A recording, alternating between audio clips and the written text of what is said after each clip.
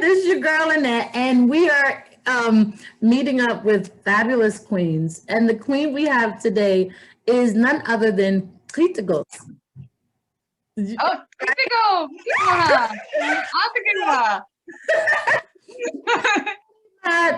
My sister from my Peace Corps service, we both were stationed in locations that included the Damaranama people. And we both have very different experiences in our service, but my sister Trish is here to share what she does, why she does it, why it's important, and how her Peace Corps service impacted what she does and do now. How are you, Trish?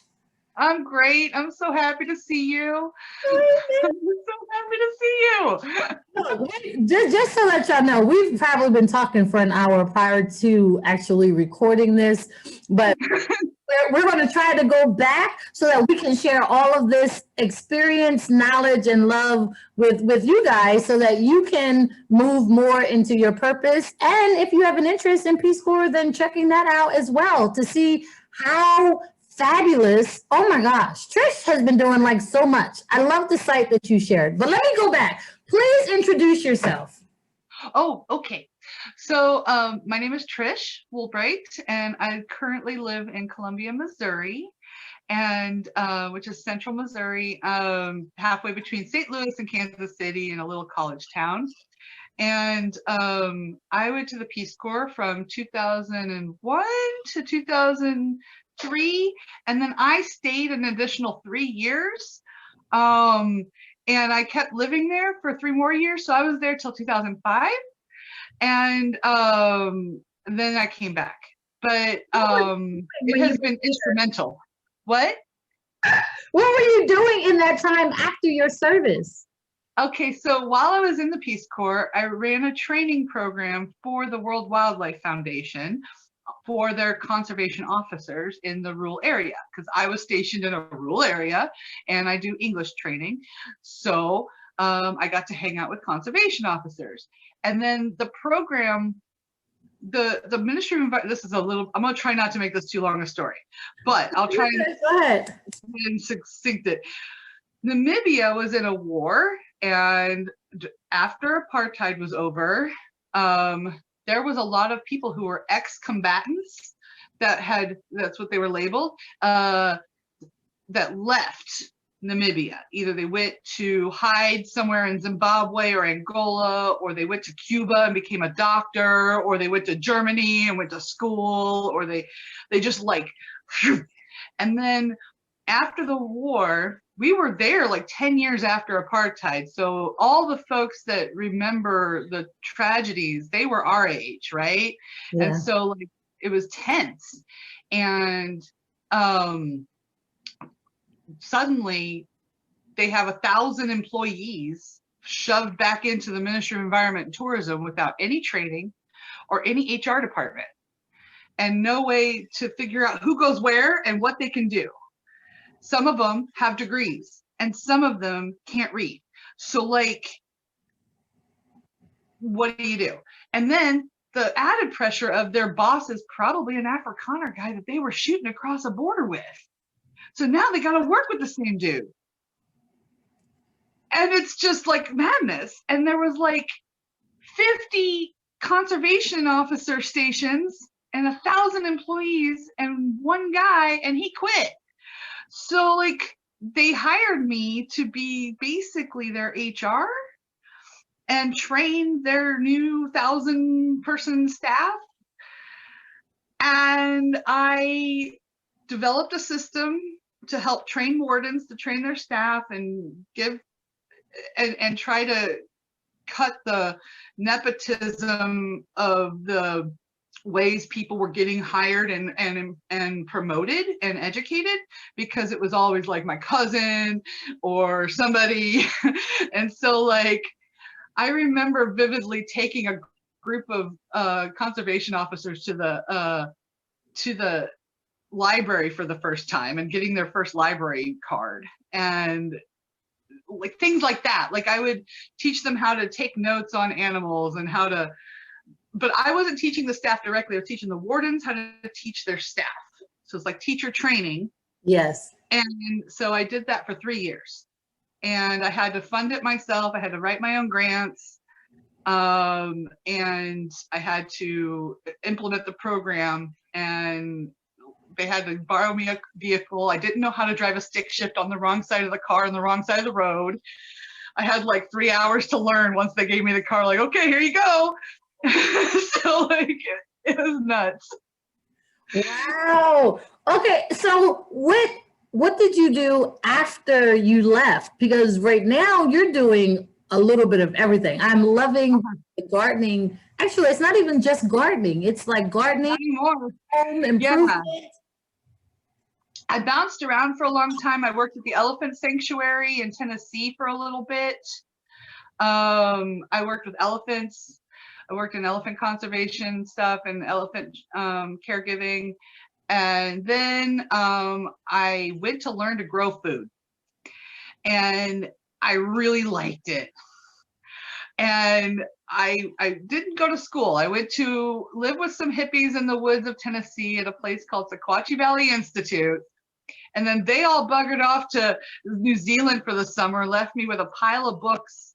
And so I went down the road to another farmer and learned at their place and worked for them, and then came home and did the same thing at my place where they live. And then I got so good at it that I liked teaching other people. And then my friend came to me one day, and she was like the first Black woman that had come to the mountain to learn about gardening stuff. And I was so like, oh God, finally, like somebody else that is not like everybody else. Yeah. And she was so excited, but she goes, okay, I run a after school program in the inner city of Chattanooga, and we want to have a garden. Can you help us? And I said, absolutely, I'm so excited. And so for 3 years, I volunteered building their garden and teaching the parents and the kids about gardening. And it all started with, I had like 400 strawberry plants one day, and I took them in my back of my truck, and I just opened the back of the truck, and I started handing out strawberry plants in the neighborhood. And they were all like, are you kidding me? I can have my own plant with strawberries? And I'm like, and it'll come back every year, and you don't have to replant it, and you can just have free strawberries. And that got the attention of the USDA, and the USDA gave me some more grants so that I could start building more beds for people, and I was teaching people. And then one of my best friends said, hey, there's this job in Columbia, Missouri, hiring to teach people how to grow food at home. And I said, awesome. So I wasn't looking for a job, but I applied. And then suddenly I had to pack up my whole farm and move to Missouri. And my partner couldn't get a job. He couldn't find anything. And here I am, like earning $10 an hour and moving our family just to have this low paying nonprofit job to teach people how to grow food. And over the course of 7 years with them, I taught over 800 people how to grow food. Wow. I grew the program to 100 people a year. It was a 3-year program. They come to you a variety of levels of skill. So like I would have refugees who were professional farmers in their home country where they raised and sold food. And I had people who were ex-prisoners or felons who had never touched a plant. I had grandmothers and children and every kind of culture and every race and every ability. I had blind gardeners and people in wheelchairs, and I had every kind of experience in gardening with people. And I got really, really good at teaching people how to grow food. And I had 75-80% success rate. People still gardening years later once I'm gone. Right. And I have so many friends now. Like I have all these people that talk to me all the time, like see me in public, know me, like I'm very well known now for this one thing I did. And then pandemic happens. You can't be going house to house. I tried till July. I really tried. And I just couldn't work with them anymore. The nonprofit was all white run, really money hungry, really like I was their token star player. They were putting our gardeners on this pedestal, like, look at how we help Black people. And it was just so irritating to me. So like, I'm like, hey, we're going to put a Black Lives Matter sign out front. And I started a war. Like, it was like, I had no idea. I thought we could just say they matter, right? Like, that is enough. That's fine. Just matter. And they're like, that's political and we can't be alienating our donors. Wow. I had months and months of arguments with them that led to a piece of paper this big that says, all are welcome here behind a dirty window as you pass by the door. Yeah. Yeah, but that, yes. Yeah. So it wasn't in my right place. Like, they were chasing after, I've got a lot of hurt still, so I won't try and rake them through the coals too much, but they were chasing after an agriculture park, and I call it the parking lot because it's like so row crop, parking lot, tin building, fiberglass corn stalk on a playground of plastic. And then this last year, like for the last 7 years, I've known this guy, and he has this property, and he's doing these natural buildings and education and sustainability, and I help him, and I go out and teach, or I go out and help sometimes, or Right.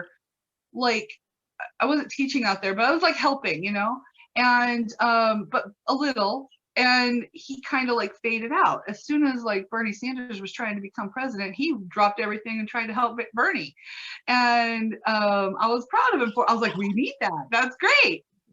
And then him and his wife, his new wife, beautiful new babies, all post that they have a brand new house. And I was like, oh shit, what about out there? So last year I said, hey, what about out there? And he said, you want to go? You want to live there? Here's the keys. And so after a year of meetings and board meetings, because it's kind of a nature conservancy, it's 310 acres of a nature conservancy called Maya Creek. And they named it after the Buddha's wife, Maya. And they're mostly Buddhist people that own it. And it's oak and hickory forest with big hills, lots of big crevices and things. Is this where you're at now? So that's what I'm working on now. I, for the last year, have been cleaning up. I scavenged me a homestead, and I'm cleaning it up. And it's been really gross and very difficult labor and very sweaty and very gross and dirty, like so disgusting. And it's like Jumanji. There's like spiders and snakes and everything out there. Now, you guys, she is saying this, and but she has started, what I saw when I went to your page, in addition to the gardening project, was the shower that you created. Because we need a little luxury up in here, right? Like, what is all of that? Is that mud? What is that? What is going on over there? And then I'm like, oh snap! Did she just repair? Oh snap! She tiled. Yo, don't underestimate the power of any of the queens that you ever see on this platform. Trish is not only an educator, as you heard, in all things, but she authentically loves, supports, and encourages others on a regular basis. Intentional and unintentional. Like, it's just in her to do. But I definitely will add the link in the comments below. Okay. Definitely need to check out her page and her journey. Oh my gosh. But I didn't mean to cut you off. I'm just No, it's awesome. I'm so glad you like the shower. I will tell you, there was a dark night of the soul making that shower. There was these moments of melodrama and sobbing where I thought I was gonna just like give up the whole thing. Like, this is stupid. Why are we doing this? This is the worst idea I've ever done in my whole life. But I was like saying things like, this is gonna be featured on a what not to do. Like, look, you build mud huts. look, if I can I can definitely renovate a shower and tile. I got this. And you did that. I couldn't believe it worked out. In the end, there was so many COVID catastrophes with the shower too. Like I'm getting my tile from Habitat, and then they closed because somebody got exposed to COVID, and so now I can't go get the matching tile I need because I'm like, I just need 3 more pieces of the same tile. Nope, you got to go to Home Depot now, and they don't have any of that. So now you got like more different pieces than you expected. Oh no! It was such a good picture. What I saw looked absolutely fabulous. I was like, oh my gosh, she is serious. Like okay, let me tell you, she is so awesome. Windows too. The windows are nice. I like the window tiles.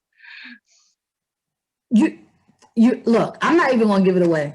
We're gonna put the link in the bottom to the group so that you can go and check it out yourself. And in terms of her gardening, like that is something that people are trying to do. And like in here, my aloe plant is doing really well, but I just want more greenery. So I'm like, I want something, but I don't like I don't like bugs. So I'm like, I want something I can grow and like that reap something that I can use or eat or use for tea or something without all of the friends that come with it. So I'm like strolling your page just so that you know. I'm strolling your group. I'm strolling. Good. And I have a Patreon up. I did Patreon. I don't know if you know what Patreon is. It's where people can support you in doing the thing you do. And so financially, so like you have these tiers, people can donate $3 a month or $25 a month. To help you on your project. And I just tell them they basically are paying for Tricia on tap. So like if you're out in your yard and you need a question answered, holler at me, call me. And so do you have to register for Patreon? Or is there? No, you might have to log in, but I don't think so. I think you can literally just like click on my link on the page and donate to me, and I will be your partner and your gardener if you like. I honestly have these levels that I made and I didn't know what I was doing, but to be very honest, I will literally answer any garden question anyone throws at me anytime because I love it, and I won't say no. So like you could just donate at any level and still get the same stuff because I'm never going to just say no. Please ask me about your plant needs. I freaking love it. I could just talk about plants all day anyway, so give me a reason, This is awesome. But I also love that I get to empower women, femme people, or anybody who's not gotten some construction skills, because I was so scared. I was so scared of this. One day, I remember last year, I needed to fix some guttering. Now, this guttering is like right here. It's not on a ladder. It's right here in my face. And I just have to drill it together. And I was so anxious. Like, oh my God, I'm going to fuck this up. I'm going to ruin it. I'm going to mess it up. Oh my God. And then I looked at the gutter and how many Swiss cheese holes were already in the gutter from other people repairing the dang gutter. And it reminded me, oh, you can do this. Anybody can do this. And then I went to a class this summer. I did some workshops, and it was very scary in a pandemic to go across state lines and go hang out with people. We were very masked and we were outside, and it was a women's advanced carpentry workshop. Oh, nice. So I built a building on the side of a mountain in North Carolina this summer with a bunch of women, and then I came home and then I put together a countertop and I also stabilized my solar panels. Like they were wobbly. And so then I knew what the tools were, and I just whipped it up, and I was like,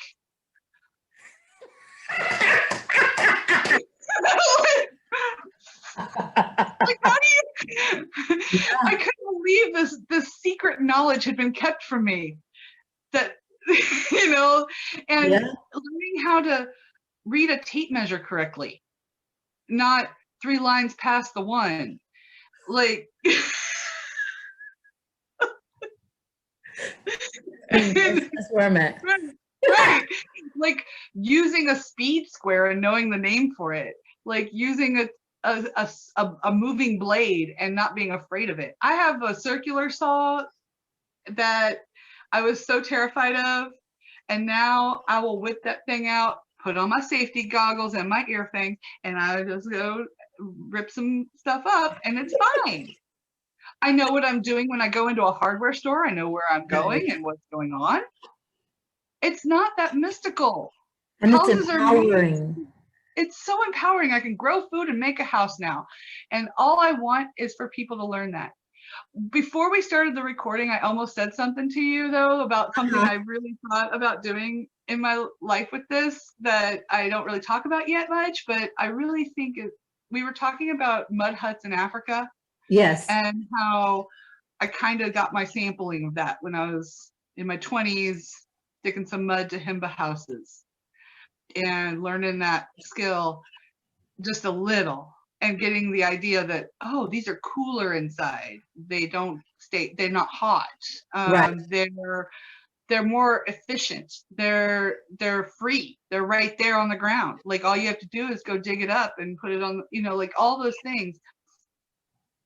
And then I come here and working with African families from Africa, from Burundi and Congo and like in the gardens, in my gardening program, and I show them a picture of my new project and what I'm doing, and they freak out because they're like, "You can make a mud house in Missouri?" And I was like, "I'm doing it. You should come help me." And then I start talking to them about their relationship with other Black Americans. Like, so Black African people living here and Black Americans living side by side don't interact as much in Missouri. They're not hanging out. They're not chilling together, and they want to. They would talk about like, "Oh, I wish I could get to know them." Both sides. And I thought, what if I could get an African family to teach the mud house thing with other Black Americans who've never gotten to do that? Right. And I just be background. I just be helping with the support structure, just holding the space for people. Like I don't even have to be there. I don't even have to like talk. I could just be in the kitchen making sure lunch is ready, and y'all do stuff together to like kind of like a team, like a community building experience. But because I've never seen that happen. I've never seen that anywhere in all these classes and all these places, all these white hippies teaching other white hippies how to build these houses and how to do these gardening. Yeah. And it means it's like so separate, and I want to bring it together. I feel like you're on the right track in terms of allowing them to teach yes. So that there is some interaction, some mixing and mingling, some level of understanding, because unfortunately, that's not just in Missouri. That's in a number of places. But yeah, I didn't want to like assume it, but I kind of figured it probably was. Yeah, it's in a number of places, but I feel like we have a level of understanding of other people, period, because we met host country nationals. We had conversations with them. We were there for 2 years, and we're all African people and countries are not the same. That foundation of learning, knowledge, information, exchange is still at the heart of all of our levels of service. So I feel like that project, that initiative to either have the Africans teach the African Americans about the gardening piece, because it's useful and helpful, especially in this season, and the importance of the mud hut because of the cooling, because if you do need to build or create something to keep something cool or refrigerated, then that would totally be ideal to be able to create one small enough that you can stick stuff in if your power goes out. So there are a number of things where that so many things. You could build a shed in your backyard for your chickens. You can do so you can cover the busted side of your house. Yeah. I think It sounds like you're on the road to a really new and cool project, but I'm gonna need you to document it. I'm gonna need you to keep a journal or something, and I need the Yes. same thing. I need to get over my fear of video. Thank you for helping me with this, because everybody tells me they would watch if I just talked and showed what I'm doing.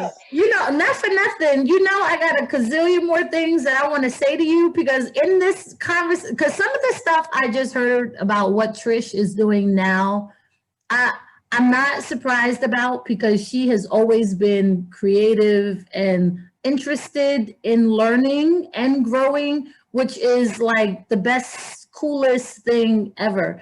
So if you want to know more, please check out her page. We'll put the links below. And don't forget that you can support all of her initiatives through Penteon. And I'll put that information Uh-huh. so that you can donate, share, ask her questions about her bathroom project or shower project, the gardening, and she will help you for free, but it will be really nice and helpful if you use that Patreon link below. All right. Thank you, Trish, for joining me. Thank you so much. I'm so glad I get to talk to you. Thank you so much. To be continued. Bye, y'all. Bye.